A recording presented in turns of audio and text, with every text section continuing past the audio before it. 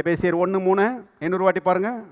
நம்முடைய கர்த்தராகிய இயேசு கிறிஸ்துவின் பிதாவாகிய தேவனுக்கு ஸ்தோத்திரம். அவர், எல்லாரும் சேர்ந்து வாசிங்க, கிறிஸ்துவுக்குள், எல்லாரும் சொல்லுவாங்க கிறிஸ்துவுக்குள், கிறிஸ்துவுக்குள் உன்னதங்களிலே ஆவிக்குரிய சகல ஆசீர்வாதத்தினால் நம்மை ஆசீர்வதித்திருக்கிறார். அதாவது ஆவி மண்டலத்தில் ஆசீர்வாதங்கள் இருக்குதுன்னு சொல்லி அந்த வசனம் சொல்கிறது.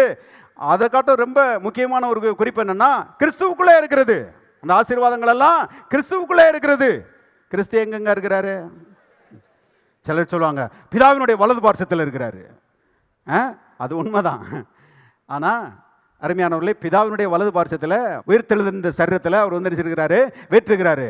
அந்த கிறிஸ்து இன்றைக்கு அருமையானவர்களே ஆவியானவராக நமக்குள்ளே வாசம் பண்ணுகிறார் என்று எழுதப்பட்டிருக்கிறது. வாசிங்க 2 கொரிந்தியர் புஸ்தகம் 2 கொரிந்தியர் 13:5. நீங்கள் விசுவாசம் உள்ளவர்களோ என்று உங்களை நீங்களே சோதித்து அறியுங்கள், உங்களை நீங்களே பரீட்சித்து பாருங்கள். எல்லாரும் சேர்ந்து வாசிங்க. இயேசு கிறிஸ்து உங்களுக்குள் இருக்கிறார் என்று உங்களை நீங்களே அறியீர்களா? என்ன கேள்வி பாருங்க. இயேசு கிறிஸ்து உங்களுக்குள் இருக்கிறார் என்று உங்களை நீங்களே அறியீர்களா? ஆவியானவர் கேட்கிறார், தெரியாதா?